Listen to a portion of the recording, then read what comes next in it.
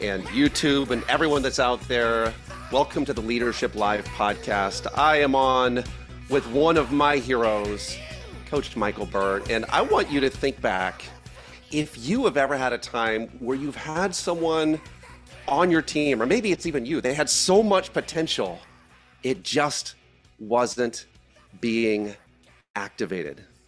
You want to be here today because I brought the activator. He's going to tell you to screw your why and find your purpose. Coach Micheal Burt is an international speaker, best-selling author, been around the block. He's been doing this thing for years in years, 25 years, activating, helping people connect with their prey drive, raising standards, and moving people into action. He is the activator. Welcome to Leadership Live, Coach Micheal Burt. This is fun, man. I feel like I'm at a concert / edutainment / entertainment. Like when you do a lot of these over the years, you're always looking for something that's fun, man. That really helps people. And thank you for having me, man. It's my honor. You just now inspired me. Confetti next time you're on. We're gonna have confetti cannons next time you walk out. Coach Burt, we're so pumped to have you. I want to just jump into your world. You are someone that inspires and drives. I want to know, when you're looking at the landscape for leaders, there are so many people who are stuck in the mire, and there's other people who are active and moving forward. And sometimes some people are moving 100 miles an hour in the wrong direction. What do you think that leaders need to hear, see, and be aware of in today's climate? Well, I think, psychologists call that escalation of commitment to you can escalate commitment to the wrong goals. And this is why, in the new book, Screw Your Why, I talk a lot about the vehicle that you're in. Okay. When I was a women's basketball coach, I worked 80 hours a week, 320 hours a month. I was totally married to winning. I was able to get to a very high level, but all they could compensate me was $55,000 a year. Right. And I like to joke and say they did let me take the driver's ed car home as a courtesy. Okay. But people got in that driver's ed car and had a brake in the passenger side. So people kind of made fun of me. Like, why does your car have a brake in the passenger side? It's like, don't worry about it. But then I left that vehicle and I started a speaking business. This was, 20 years ago. And I would go speak and they would compensate me to speak. And then people say, well, will you coach? And then I very quickly converted a skill set that I had in a new vehicle to $1 million a year, right? But then one day I woke up, Donnie, and I go, man, this is a hard vehicle. It's going against human nature. It's right. It's not easy to get people to commit for long cycles of time. I could still coach, and if it doesn't work, they blame me. And so I really talk a lot about in the new book, like the perfect marriage in today's world is you're a specialist. You solve not a small problem or a big problem. You solve a messy problem that pays a premium paycheck, and you use your skills in the right vehicle. Okay. And this is a very important part of this equation, because now looking back on it, if Donnie comes to me when I'm 31 years old and says, hey man, let's look at the vehicle you're going into. Okay. This is going to be the vehicle that's going to distribute your talents. Can it get you to your goals? What if you want to have an exit event? What if you, right? Like nobody talked to me about those things, but now coming up on 50 years old, I'm like, okay, there's better vehicles. How do I tweak the vehicle I'm in? Do I torch the vehicle I'm in? Or do I use the vehicle I'm in? And I've chose to use the speaking and coaching business to meet some of the best people in the world, and then form big strategic partnerships. And those partnerships could be worth big premium payouts in liquidity events. I love it. I love, even especially by the way, for those who are watching, Coach Burt, your books are amazing because they're such quick, powerful, digestible, encapsulated books that address one thing, and it gives you the pop, and you jump in. But I love the image of of the actual vehicle, which you mentioned in some of your books as well. And by the way, I think my wife would like it if I got that job, because I think she wants the break on the other side. Yeah. But one thing that strikes me as I look through, and sleuth through what you've gone through, you've made some quantum leaps in your career. Yes. I want to get into screw your why, but I'm like there seemed to be several explosive moments in your life, career-wise, vehicle changes, I guess, if you will. How did that happen? How did you go from teenage high school girls coach Yep. to speaking to coaching, and then now like greatness fact, all of the big Yeah. projects you're in right now? What were those explosive moments? Well, I always believe there's a bigger table for us to sit at if we're really skilled. And what I figured out as a basketball coach is, a lot of people may look at me like I was a high school basketball coach. Okay. I look at it like I was a specialist at building competitive intelligence, activating the prey drive in people, inner engineering people to win at a very high level. See, what really separated me back in those days, Donnie, was I was going over to the business world and I was really studying great business people, great businesses. I was a disciple under Covey for 8 years. So I studied Covey. This was back in the days of Good to Great, Five Dysfunctions of Teams, Fifth Discipline by Peter Senge. And I was really kind of going deep into these methodologies and I was bringing them over to the athletic world, which no other coach was doing. Coaches Wow. will scream platitudes. They'll tell players to get more motivated. They'll say you need to get a better attitude, but no, they never teach people how to do it. And Mhm. I was actually teaching every player the 7 habits of highly effective people and principle-centered leadership and first things first. So the way I saw myself was like, I'm a specialist. Okay. I bring a very specialized skill to this equation. Cue It Liam was, Neeson, right? yeah, Yeah. yeah. And Yep. it was when yeah, exactly. And it was when I started using the skill in other arenas, I started figuring out that I could take this skill to a lot of places. Now, fast forward many years later, I've come to realize that I'm a specialist, not a generalist, and my specialization is really in the activation of things. So I can Mhm. activate businesses, which a lot of people hire me to do. They've had an idea, they got a business. It could be $1 million business, it could be $100 million business, it could be $1 billion business. Okay, so I can activate a business through a methodology. I could activate people. So a lot of people bring me in to work with their teams because their teams are not performing at a high level. And I was a championship coach, so I know how to amalgamate talents. The third thing is I could activate ecosystems, meaning Mm. there's an ecosystem here. Right before this, I was coaching 750 financial advisors for a company out of Tampa, and they're 20 to 30 years old. It's really fascinating. They're all on a Zoom every week, and I come in and coach once a month with that group. And I was teaching them how to build a flywheel of momentum. How do you collude ideas and concepts together to build a lot of momentum? Well, most of that comes from my past, who I studied, the actual demonstrated capacity of winning championships, the actual ability to take a coaching business and probably be one of the top 0.001% of coaching businesses in America. But also, I started having a desire, Donnie, to participate and the revenue I was helping people get. And so I started restructuring my contracts to where, hey, man, if I come in and your business is worth $14 million today, and I take that business to where you can sell it for $40 million in 2 years. That's an increase of $26 million. Would it be possible if I get a percentage of that exit and I get 10% of your increase? So on the 26 million you get, I get 2.6 million for my skill set. And a lot of those people were insurance companies, financial services, different types of companies. And they would say, Mhm. yes, I would love for you to participate because I don't think I can get there without your skill set. And I go, great.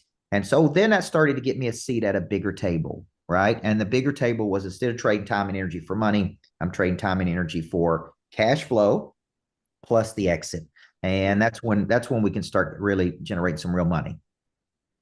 I love it. Can you talk to us about the bigger table a little bit? Because we have managers, branch managers, regional managers, CEOs, whatever. We have every layer within Leadership Live. Yep. Why should we want the bigger table? Like, what is the bigger table? Like, for me, it's Thanksgiving, and like we had the kid table and the big table, and we definitely wanted the big table. That was the one with Yeah. the good stuff on it, you know?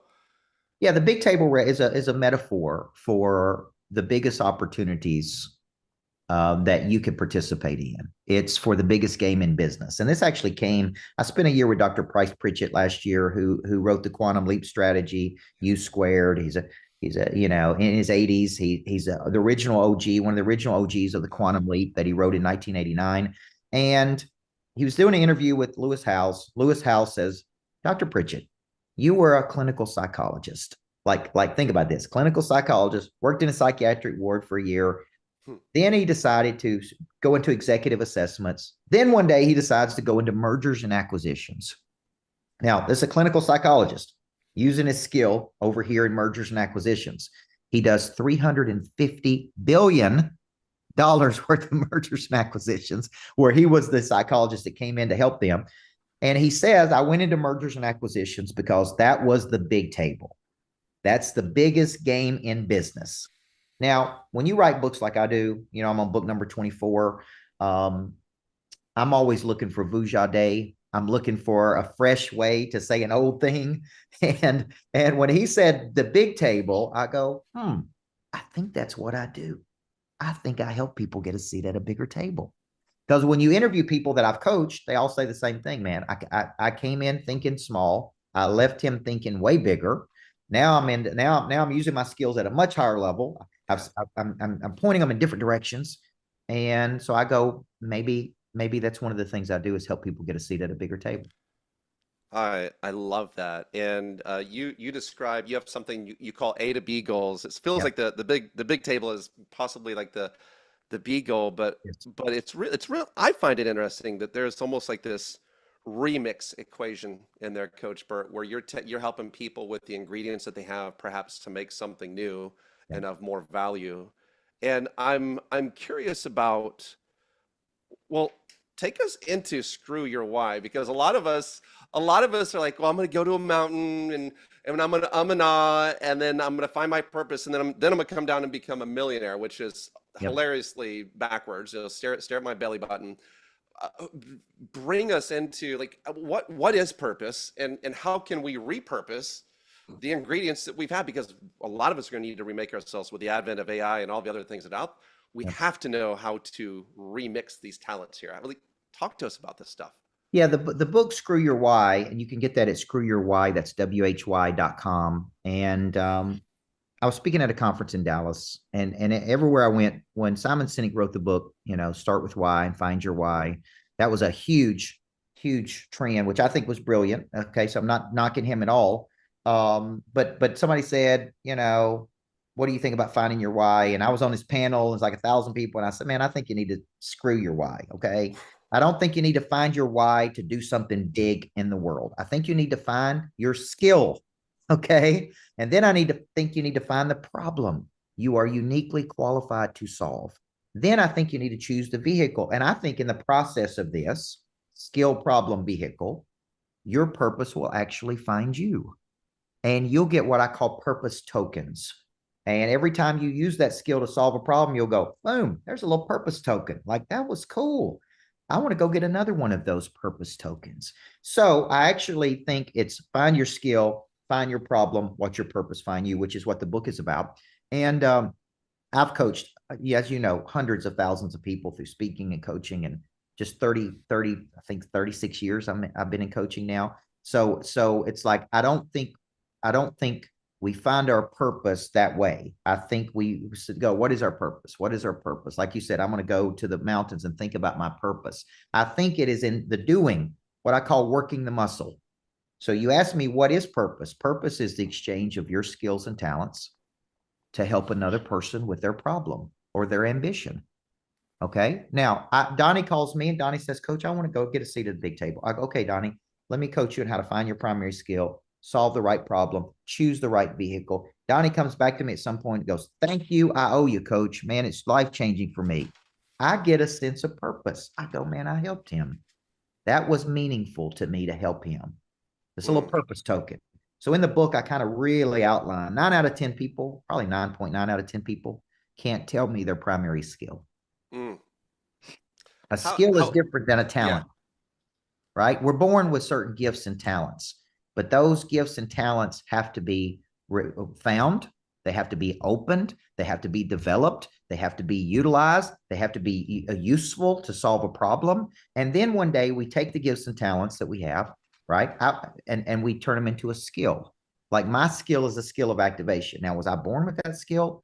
There's a whole chapter in my book on Screw Your Why about Navy SEALs do not go into the Navy with all these skills.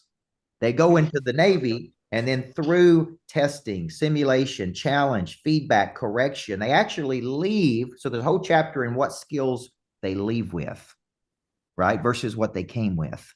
So when you think about it, we're hardwired, right? Genetically with certain gifts, talents, certain characteristics, certain personalities.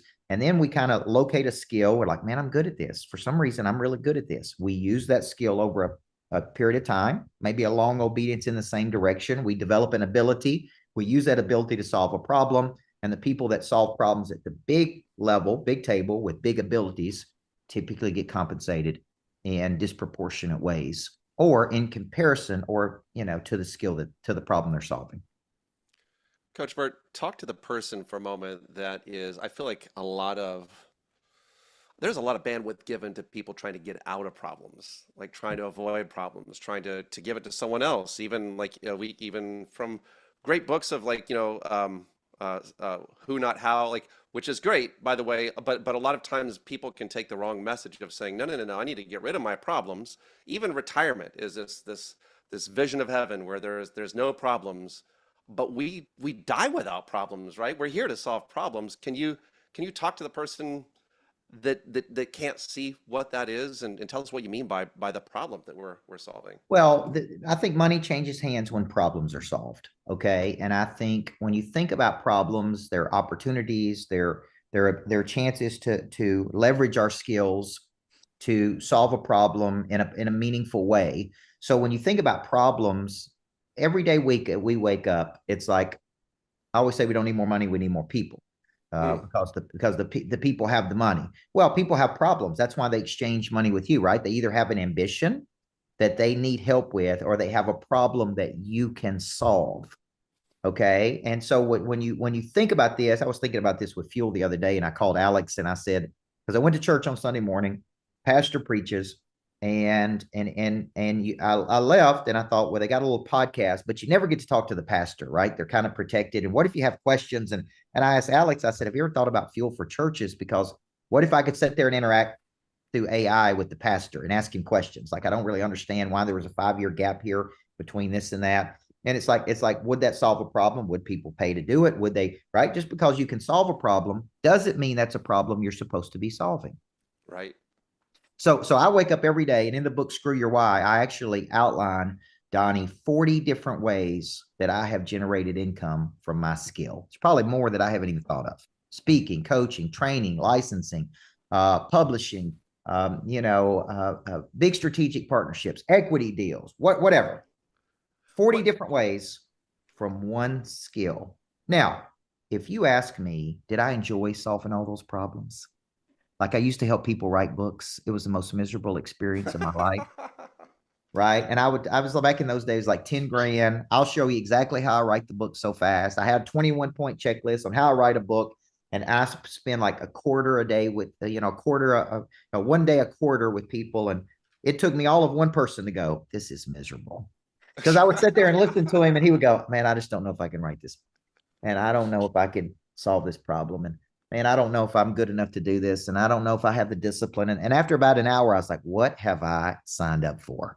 Like, what am I doing? Like a better way would be me to send somebody to somebody that writes books and me get an affiliate fee, right? That's Right. a better way than me actually teaching people how to do it. Because so I spend a lot of time in the book kind of helping people understand, what problem are you uniquely qualified to solve? Like here's an example. When I left coaching, I went back and tried to help coaches, right? And Vanderbilt hired me, and Ole Miss hired me, and the head coach from Kentucky hired me, and it was all good, right? Like, I'm a championship coach. I'm going to teach you how to connect with your players. Here's the problem: I couldn't find any money in it. They didn't have Mm. any money to give me, so I think I squeaked 15 grand out of So people with Vanderbilt. money is a big part of the equation then, right? Yeah, because the athletic director would say, why is that? We're paying you $1 million a year, head coach. Why can't you figure this out? Why we got to hire that dude to come in and coach you? So, although I was qualified to solve the problem, I figured out it's not a problem I'm supposed to be solving. Okay. There are, what would you say to the person that, let's just say they've been locked in doing the same thing, let's say a dozen years, and they've been solving one problem, maybe one way, and obviously the world's changed, and maybe it's demanding this change from them now.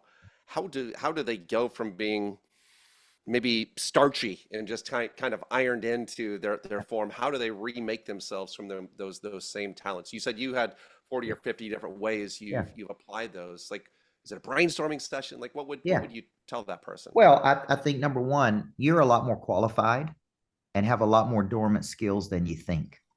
Now, I was a high school teacher for many years, Donnie, and I could tell that a teacher was miserable, and they would say teaching would be great if it wasn't for these damn kids. And I would go, well, now why did you get into teaching? And they would go, well, I went to school to be a teacher. Like, and then here's what they'd say: what else would I do? Well, And there's a chapter in the new book that shows all of the things a teacher could do with the skills they've learned. mm-hmm. I mean, it's crazy. They're part psychologist, they're part motivator, they're conflict resolution expert. They could package their intellectual property. I would always ask them, I said, you know a guy named Hal Urban? And they'd say, no. And I'd say, well, Hal Urban wrote a book called Life's 20 Greatest Lessons. And he wrote it for his kids, but it got out into the world. And somehow, and he sold a lot of copies of that book called Life's 20 Greatest Lessons. And he self-published the book. So let's say he's making $10 a book and he sold 1 million copies. And the dude made, who knows, $10 million. And I would say, you know what Hal Urban does for a living? And they would go, no. And I'd say, he's a teacher. He's a teacher. So I, at my core, am a teacher. I was a high school teacher, right? Then I translated that skill into this, and this, and this, and this, and this. Now, that's why I'm telling you, people have so much more capacity than what they know. If somebody, but when I ask them, what's your primary skill? They go, I don't know. And they'll use vague things like I'm good at connecting, or I'm a hard worker, or I've got a lot of emotional toughness. And I'm like, take it deeper. See, this is where you could use AI. This is where you could use Chat GPT. You could say, look, I think I'm good at these things. How many different things could I do with this skill? Right. And it'll spit out to you. You could do this and this and this and this and this. And I would say, go deeper with it. Like, how do I need to think? Like, I'm good. I've heard Ed Milet say this. I'm a great listener. I outwork people and I'm a listener. I'm a great listener. That's why I have such a great podcast. So I type into Chat GPT, is listening a skill? And it spits out to me that there's 9 different forms of listening, right? There's forensic listening. There's all this type of listening that you can listen. Then I go, is outworking people a skill? And it spits out to me, well, outworking could be a skill if you do this, this, this, this, and this. So that is true that those could be called skills if you utilize those to help another person, but there's so much more capacity that people have that they don't know, which is why they need coaching, which is how we can help people. I love that about you. You even wrote a book. Everyone deserves I think it's Everyone Deserves a Coach. Everybody needs a coach in life. Everyone needs a coach. You've always participated in this. You don't like the coaches you've been coached by. They're not they're the people that we all want to be coached by. Like going all the way back to Stephen Covey to oh gosh, Dr. Benjamin Hardy's, Dan Sullivan, to the greats. How important was that for you to go from what you were to what you are, and how do you continue to develop? Like, so it's a great question, and I could tell you've really done your homework. So thank you for that. I started studying Covey at 18, not because I knew to, but one of my mentors said, if you don't read another book this year, read The 7 Habits of Highly Effective People. It was so hard to read at 18 years old. I didn't understand what a paradigm was. I thought it was a paradigma. And I'm like, what is he talking about? And all of these things. But I read it again. And I fell in love with it. And so for the next 8 years, all I studied was Covey, right? So on Sundays, I would watch 4 hours of Covey videos. These were VHSs. I would bring my friends over and to torture them. Instead of watching NFL football, we watched Stephen Covey for 4 hours. And it's like, we got certified in the 7 habits. And I go, okay, this is my guy. And for 8 years, I studied there. And then when I became an entrepreneur, I went through Strategic Coach with Dan Sullivan. And then I spent 4 years, with other top people studying under them. And I observed, I spent a year last year with Price Pritchett, the great psychologist. I just formed a partnership with Ben Hardy on science of scaling. He's coming to the Greatness Factory next month to break down the science of scaling.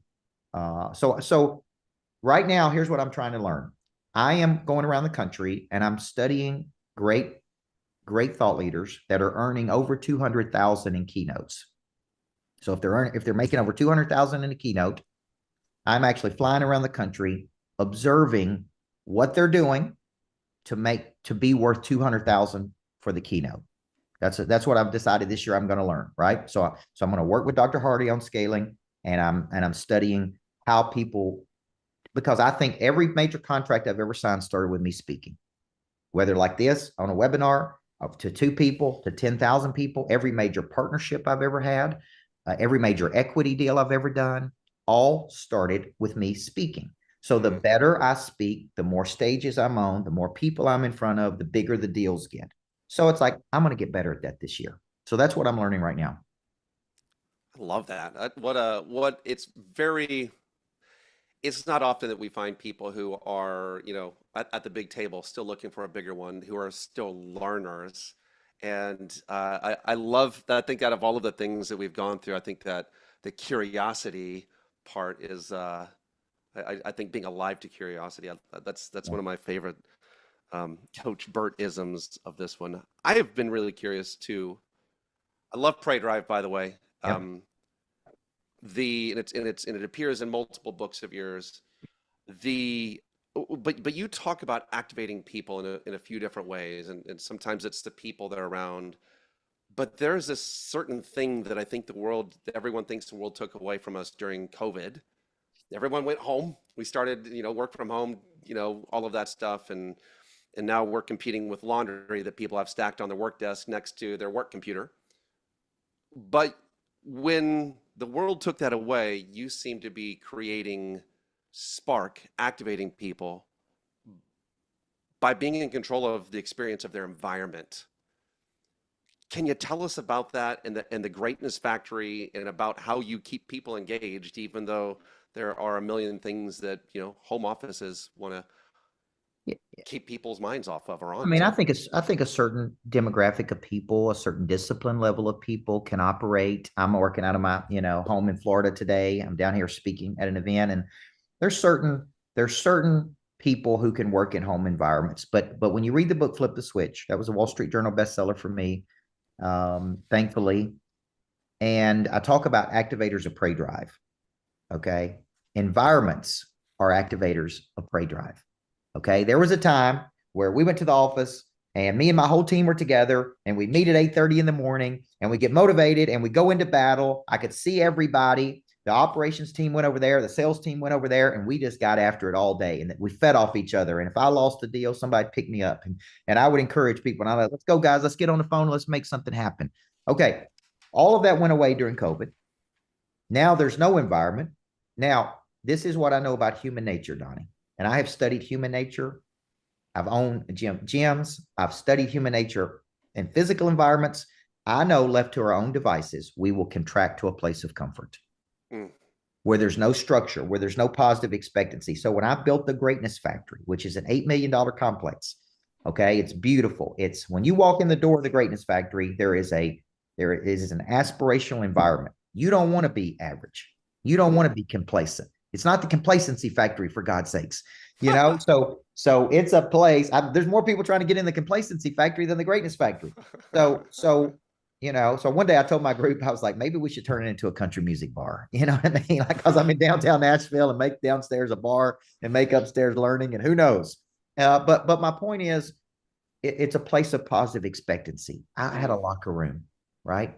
The locker room where strategy was. We laughed, we cried, we broke down, we won, we dissected in the locker room. The Greatness Factory is like the locker room. So people from all over the world come every week. They tour it. They want to see it. They can host their own events there. I've got a state-of-the-art world-class theater. I've got podcast studios. I've got cool spaces. It's like a Disneyland for business adults. And so much so that I'm building a second one. There's a second one coming about 20 miles down the road in Franklin, Tennessee that we just picked out everything for this week. So I'm going all in on this concept, man. And it's not for people who want to live in their house, stay in their houses. It's for people who want to go be around other great people.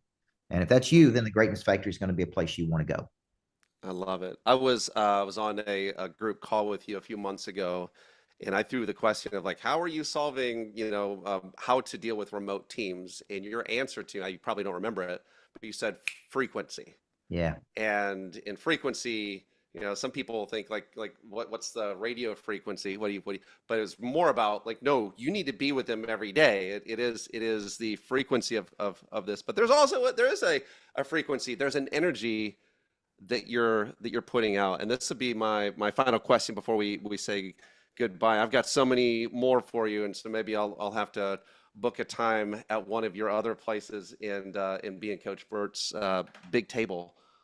How can we increase the frequency, and how should leaders be increasing the frequency of how they're elevating their team? And that's right here. It's the energy inside, but it's the connection. How can they do that without burning out? Well, it's a great question. And this is where I want to kind of bring fuel into the equation. I think frequency is the number of times that something happens, right? Frequency is also a signal that you emit to the world. So if you study the word frequency, there's about 5 different definitions of it. But my team trains every day. This is where fuel can be very valuable. I send out a morning message to all of my clients at 7:15, 5 days a week, straight to their phone. Okay. So everybody who's a client of mine gets a message at 7:15 in the morning. It's from me. It's me to them. And a lot of my clients go, man, it's the best thing happens to me all day. Gets my mindset. Now, then we want to train every day. Military trains every day. Olympians train every day. World-class athletes train every day. Go in and get fed. Go in and get fed. Okay. And get our mind ready for what our body's about to do. So frequency is how do we stay in a person's life? This is what I was telling the pastor. Person goes to church on Sunday, amens it, leaves, never opens a Bible, never does anything, never goes back. Then they go back. They don't even remember what the last sermon was about, by the way. There really is no retention. They really don't even understand what he was talking about, but they felt good, but they didn't train. They didn't ruminate. They didn't master anything. They don't know anymore this week. So let's call that exposure. Training is not something you did. It's something you do. Okay. So frequency is how do we train people that we do Sunday night prep work? We train every day by 9 a.m. We listen to the morning message. We go into battle. We come back at the end of the day and we go, what did we do? Did we win or did we lose today? That is how I train people to have frequency. And I try to get all of my students on it. That pattern, Sunday night prep, morning message, daily training, go into battle, end of day report on whether we won or whether we lost. That's frequency. That's something we can take and do right here, right now, in this moment. Coach Burt, what's the best place for us to find you and follow you? You mentioned where your book is. Is that the preferred place? Yeah, I mean, we can find you. Yeah, I mean, I want people. What you're going to see when you go to screwyourwhy.com. That's why.com. You're going to get 4 weeks of coaching with me when you buy the book. You get a second book called The Specialist Effect, which is on nothing but finding your skill. So you get 2 books. You get 4 weeks of coaching. Plus, you get 1 evening of me breaking the book down, all for like $97. Okay. If you want to do something with me, go to coachburt.com. Click on right there. You fill out a form. You can see all the stuff we do. Boom. Let's go. Coach Burt brought the thunder, activated us, right? Made us. I love it. A little bit better in the image of the new creation. And I've got to say, man, this Screw Your Why, I really feel like puts us in closer contact with the eternal, because we're drawing on a different power when we're solving someone's problem. Yep. We're drawing on a different power when we're connecting with someone, with our people. And when we take our gift in service of others, it's like that's the magic right there. Thank you for making us better today. And guys, if we can lead better, we can live better. Thank you.